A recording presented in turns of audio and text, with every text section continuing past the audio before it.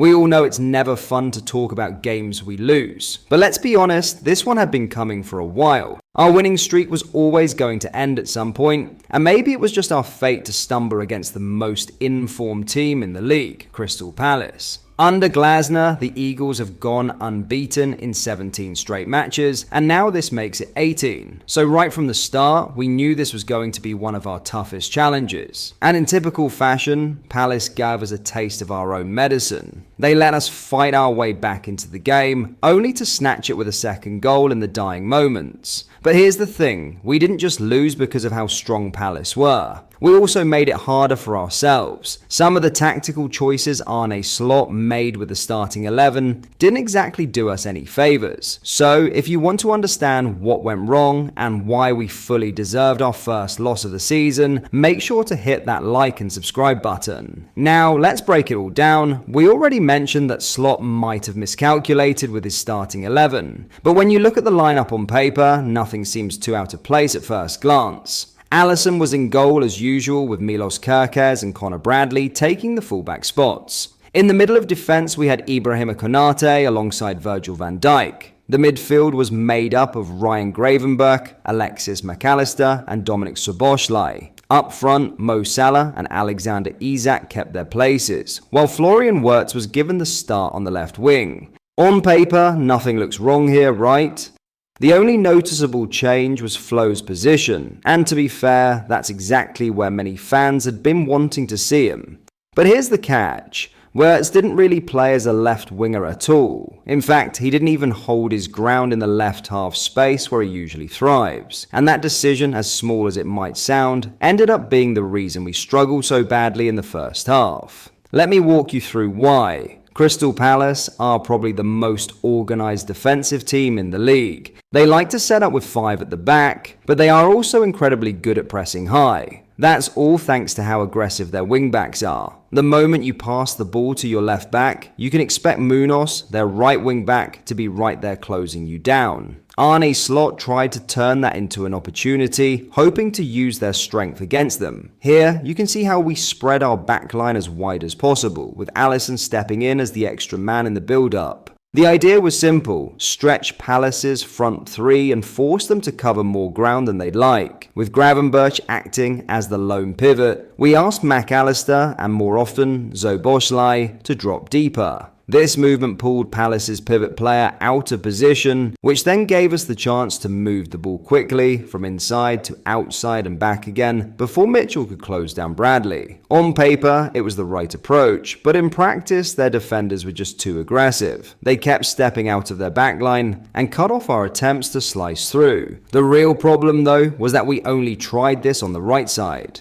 On the opposite flank, Kerkez pushed higher up the pitch to hold the width, while McAllister rotated into the left-back spot. Maybe this was part of the plan because Munoz is far more aggressive than Mitchell. By keeping Kerkez high, we tried to pin Munoz back and give McAllister the time and space to pick his passes. On this sequence, you can see our entire left side completely empty with Kerkez pushed high up the pitch. Alexis did his best to drop in and cover that space, but we couldn't find him often enough. And then look at where Wirtz was positioned. Imagine how that left flank looked in that moment. It was literally just Kerkez holding it all by himself. Even on the occasions when we managed to progress the ball, we were almost always forced to attack down the right simply because the left was left vacant. Kerkez is a solid player, but let's be honest, he's a left back who shines in give-and-go situations, not someone who can consistently beat defenders one-on-one. Expecting him to hold that entire side alone was never going to work, which is why our left side was basically shut down in the first half.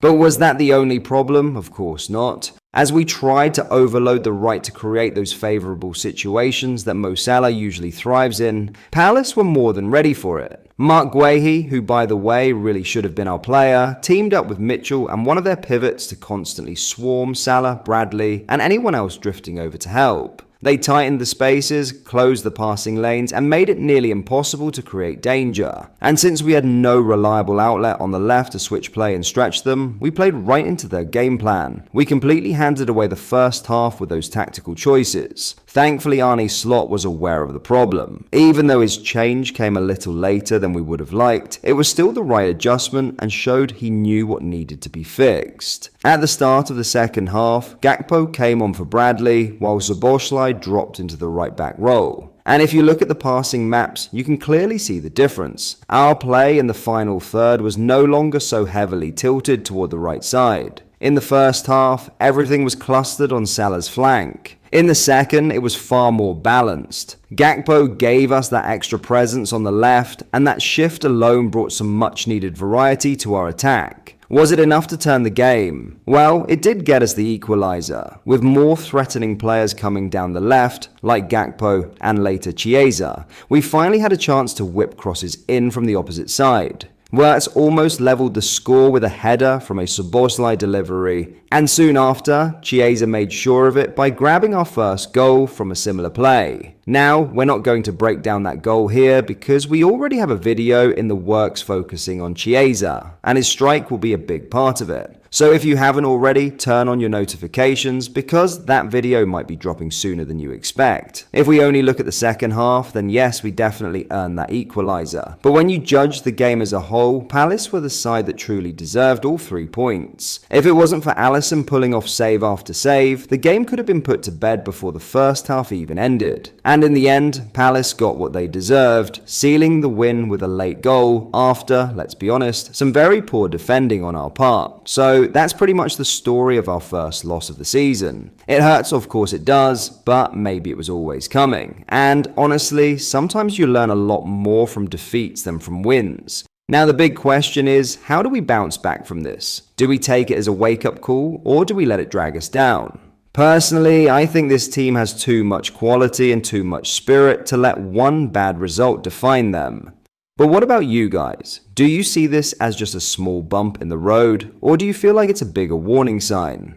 I also want to know what you thought about Slot's decisions. Do you think he got the starting 11 wrong? Would you have set up differently? And what about Wirtz? Do you see him fitting in on that left wing, or was this game the proof that he should be used somewhere else? And then there's Crystal Palace. Let's give them some credit. Do you think they're genuine contenders for Europe this season with the way they're playing under Glasner? Because 18 unbeaten is no joke. Let us know all of your thoughts in the comments. We always love reading your takes, and honestly, a lot of times you guys point out details we missed. That's the fun of doing this together. If you enjoyed the video, don't forget to drop a like. It really helps more than you know. And if you're new here, hit that subscribe button and turn on notifications so you don't miss our Chiesa breakdown and all the other videos coming your way. Until next time, keep the faith, enjoy the football, and I'll see you in the next one.